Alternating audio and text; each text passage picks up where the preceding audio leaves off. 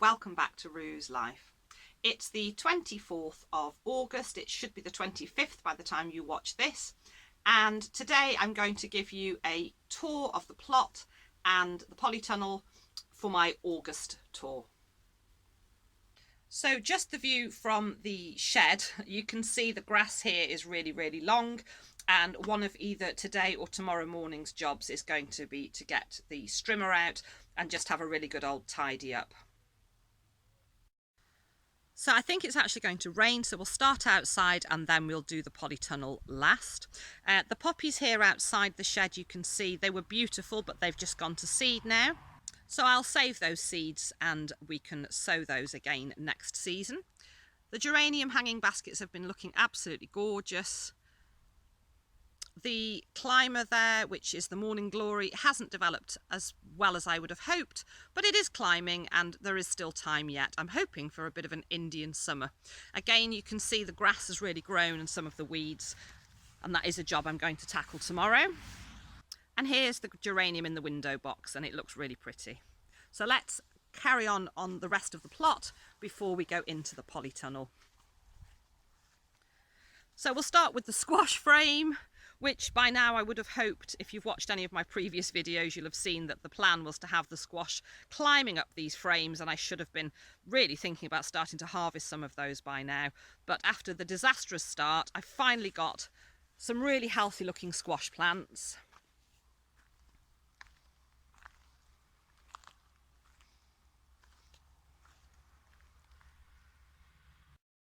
And with a bit of luck, again, if we get a bit of a late into Indian summer, which we often do these days, they may have a bit of a chance. And then while we're at this end of the plot, if I just carefully move around, the brassicas have got a little bit of slug damage, but I seem to have got on top of the real slug problem. So here we've got the cauliflower, which are coming nicely. We've got the sprouts, which are a little bit slower than I'd have liked, but they're coming.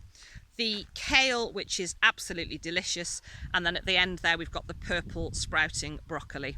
And once we are over the risk of the cabbage white, I will lift this frame off, and that'll really then give these things a chance to develop and grow. So moving down to the end, so then moving across to the bed with the strawberries in it. They've been really great, we've really been enjoying those. And there's still a few. If I just get down, you can probably just see there's a few still on that plant, so we're still getting a few more. They are starting to put their runners out now, so I'll be dealing with those at some point. And then down at the other end of this bed, the raspberry canes, they're establishing themselves really nicely. Now obviously I didn't expect anything from them this year because they were small when they went in, but I'm hoping that by this time next year they should be coming into their own. And then if we move around, we'll go back to the bed next to the brassica cage. So this year's celery is doing really well. There's nothing much in this bed now. There's some alpine strawberries there, and then we've got this absolute riot of Californian poppies, and then towards the back there you can also see the calendula, and they're absolutely beautiful. At the back end of that bed, they are actually tomato plants that I just chucked into the ground rather than waste them, and we may get a few tomatoes off them before the end of the season. Moving on to this bed, so this is the sweet corn. Now there were originally 6 corn plants, but they succumbed to the pigeons and the slugs, but there's 2 remaining and there's a couple of corn coming, so we may get 3 or 4 little corn from those plants. Nothing much else in this space here. More of the Californian poppy and the calendula. And then these pea supports here, we've had lots and lots of peas from those. There's just a few left. If I come down here, you can see here, there's just a few more pickings. There's nothing now, this plant's died back. And then the beans. So having been a bit of a bean disaster, if I just carefully move you around without making you too seasick. So having ended up with just the 3 plants from the original 10, we are getting some beans, as you can see. So, you know, we're going to get a small bean harvest from those, which was better than I anticipated. So everything out here is doing okay. I'll just move along the path. This rhubarb here is really coming into its own. So this is rhubarb I started from seed 2 years ago, had in a pot and then popped out here. And this really has been its fantastic season. So you can see there's lots of rhubarb. So I'm going to get one more good harvest off that before the end of this month and then leave it alone. And I'll get that chopped and frozen. And let's go into the polytunnel.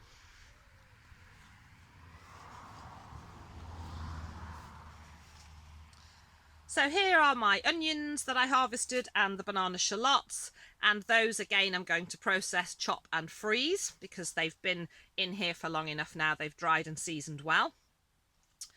We have got the potato bags, which I am just emptying one at a time when I need them for a meal. And as explained in a previous video, and I'll pop a link above, I never really filled them to the top. So I'm not expecting big harvests, but we are getting little potato harvests from those. There's nothing really on the staging now. This is just one remaining Yukiki Kiri squash plant that was too small to put out, and in all honesty I don't think it's going to come to much.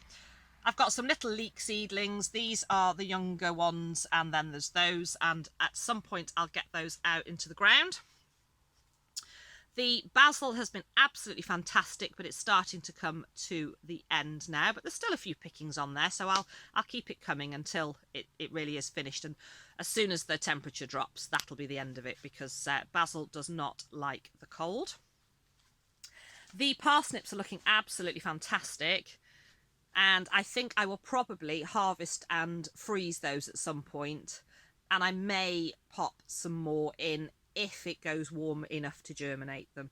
So at the moment it's 18.2 degrees outside and it's 22.7 degrees here in the polytunnel. I think we've got some warmer weather coming up, so we'll see how things go, but it often does go warm sort of through September and almost into October some years as well. Then here, these are the onion, the Red Baron that I grew from seed. They did get a little bit overcrowded, so you'll see in previous videos I had all that Mizuna and the leafy greens and the spinach and so on growing here, so it did block a little bit of the light out, but they're okay. I'm going to probably get those in soon. They'll just be small. I'm never as successful growing my onion from seed as I am from sets. And then up here in this basket, all the baskets I've had, if I just slowly pan around, they've all had various flowers and bits and pieces growing them, but they're coming to the end now. But this one, this is actually some morning glory, and the original plan was that by now it would be winding its way all around the polytunnel and flowering and looking beautiful. But again, as with many things, it's late. But if we continue with a bit of warmer weather, I'm going to leave it there. You never know, we might get a little riot of blooms tail end of the season. And then if I just back up, you can see I've actually cleared this bed. I just did that this morning. There's a little bit of the chard left at the end, which is starting to come to an end now. But as you can see, if I come a bit closer, there's still a few leaves worth picking. So what I'm going to do with this bed is I'll probably let that chard finish, and then at some point I'll start off some more. I like to have my chard going through the winter, and also some spinach, which I find quite successful here in the polytunnel. Then moving on to the smaller bed at the end here.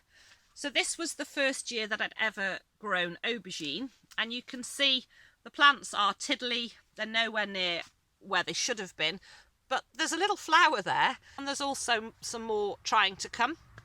So I'm going to leave those alone and just see what happens.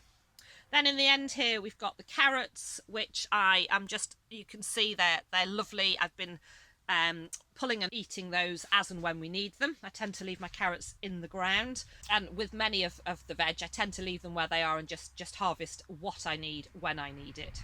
And then moving along to the cucumbers that were going to be a complete disaster are actually doing really, really well. And as you can see here, we are getting cucumbers, which is fabulous. The courgettes again, late but coming. So you can see there we've got some nice healthy courgettes and we're finally getting to eat some, and we've got lots more flowers, so more to come. In this bed we've got some more carrots, and then at the back there, they're not looking that healthy actually, but these are the lettuce that I grow for the chickens. So once they get a bit bigger, then I'll be pulling those and giving them to the chooks.